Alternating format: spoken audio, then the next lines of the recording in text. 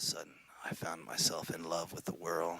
So there was only one thing that I could do, was ding-a-ding-dang, my dang-along-ling-long.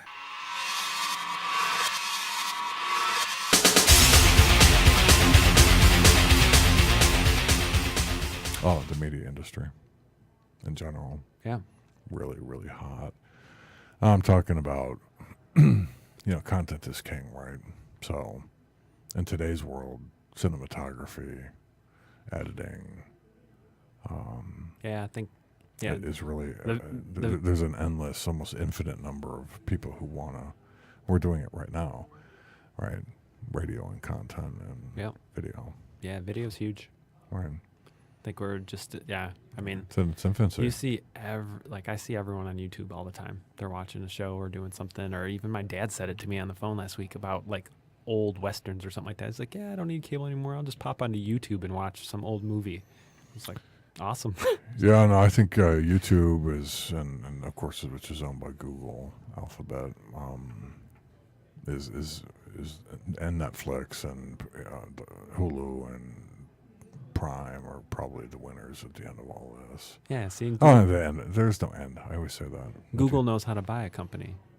They bought that at the perfect time, and it's still just killing it. Boy, it was up at the perfect time. I was Yeah. waiting for them to be bought. There's a few companies out there that I thought would have been purchased, but not purchased.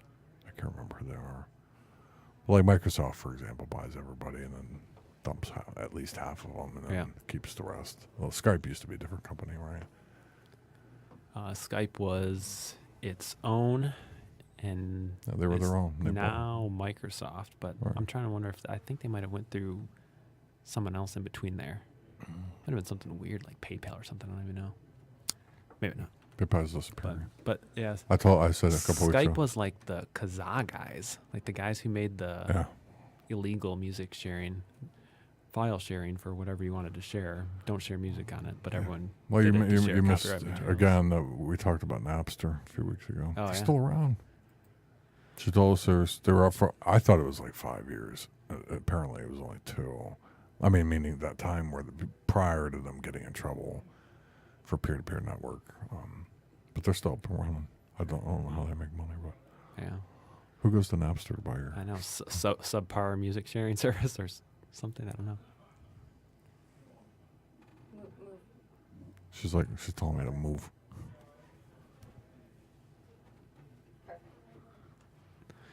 I get yelled at constantly during this podcast. Everybody's telling me what to do. Sorry. Yeah. Yeah, so yeah, YouTube.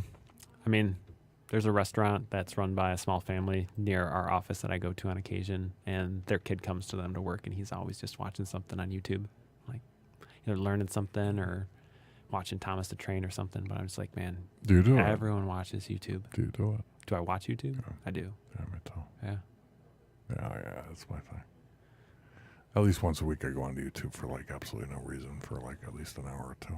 I get caught up in like, I go to one, the suggestions or whatever, and then you go from one thing to another, to another, to another. Yeah, Next thing I know, it's like 4 a.m. Right. Yeah, I'm always trying to learn something or curious about something, and YouTube's the jam. Well, I think that in education this is going to be a big deal, right? So masterclass is kind of proving that. Look, it's not to say University of Phoenix or whoever didn't have that type of thing before, nobody else did, but masterclass is a different format. And we log in specifically to really these sort of well-known experts, if you will, i.e. Steven Spielberg, I think, is on there or whatever, and tell you about how they directed films. And it seems like that's That I feel like gonna. that was the first commercial on YouTube that I watched all the way, and then actually watched it again. I think it was Werner Herzog, was the first masterclass ad I saw, and it was just like one of the best commercials, like ads digitally. And they've got classes for everything from just complete badasses on there. Yeah, they're doing very well. Yeah. It's a great model. You put professionals on there who really know what they're talking about, that are generally well known, if not extremely well known. I think Martin Scorsese was on there for doing some stuff, and I haven't looked at it recently. Who else is on there? Can you look it up? Masterclass. Yeah, I haven't watched one yet, but No, good but commercials and looks like good information. It's not expensive either, Yeah. and they're not even they're not promoting this show. By the way, they should. But Right. 'cause I think, Sponsorship opportunity. I think they're great. Well, I told Ancestry and 23andMe to stay away from the show because I think they're government entities. I'll probably get sued by them. I can have an opinion. I don't know if they're government entities, but I'm with you on that. I'd never give my genetic data to them. Not a chance. What? I'm gonna ask. Him. Maybe it's an IT thing. No, I'm You gonna don't trust any of them. No, I'm not giving them my DNA either. But now that you brought it up, I'm gonna ask your opinion. Well, I told people on a couple podcasts ago, you got to think about what you're really doing. Where you're giving a swab a spit, which is essentially your DNA, which is. When they need to remake you in 10 years, 20 years, 100 years. The idea of wanting to know where your family's from and so on and so forth is Yeah. understandable, but giving away your DNA in order to do it is not, I don't think, such a great idea. Now, the government has used those in order. It's not a conspiracy theory that I buy into. It's just a hypothetical, right? Well, they've legitimately been used to find No, criminals. they have. Yeah. But I mean, the data is going somewhere, right? It's being stored. I think in Europe, just as a follow up to this, I think that they were. I don't know if it's them or somebody else. No, the police. I'm sorry, were allowed to gather. I'm not sure if it's all of Europe, or it might have been just in Britain. They were allowed to gather data on people when they were arrested on DNA swabs. Instead of just fingerprints, they were allowed to take DNA swabs. And I think they built that bank up pretty high for a few years there. And they were told that if the person, I may have this partially right, if the person was not convicted and or it was a misdemeanor, that it must be deleted. And I think they had to delete all that data. Do I think they really deleted it? Probably not. Maybe they put it on their external. Yeah. Do I think they really deleted that stuff? Europeans definitely market their privacy a lot better with GDRP and everything that they've been doing with that and stuff like that. Whether I assume that company would actually do that behind the scenes. So what do you think Ancestry? You think Ancestry and God, I'm doing it again. 23andMe are legitimate? Just I think that they started legitimately, yes, and are,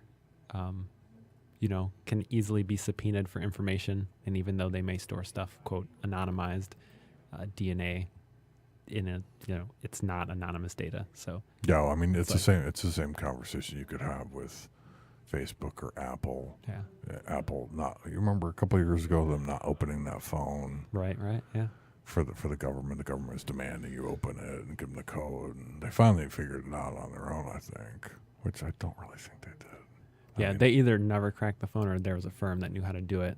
And the best theory I heard of how they did it was that they essentially imaged the phone and could then try the passcode a couple times and then reimage it and then try it a couple times and reimage it. So they used some automator to do it, but they essentially made a complete image of the phone so it didn't self-destruct after so many whatevers. But yeah. We'll just stick Watson on it. All right. Yeah. I mean, it'll figure time. It'll figure as long as you use the 4-digit. Yeah, right. Yeah. Other one might take a little longer. 6-digit. I don't know. Is it 6 or 5? I don't know how 4 was the default. I don't know. 4 would have been much easier. I think it's 5 or 6 now. Nonetheless, listen, we got to wrap it up. So, there's 2 places you can go to find Ryan. One is webascender.com. Yeah, webascender.com and then ryandoom.com. ryandoom.com. And if you're looking for video testimonials, you can get to... Yeah, you can check out boast.io. Boast.io. Then we're working on a new product that should be launched pretty soon called Accessible Metrics, which is going to be a web tool to do automated accessibility testing. Where you can find, where you're going to be able to find that. That'll be accessiblemetrics.com. With an A, accessible. Yeah. .metrics.com. All right, cool. It was good to have you come over today. Yeah, that was a blast. I appreciate it. Thanks a lot. Thanks, Ticker.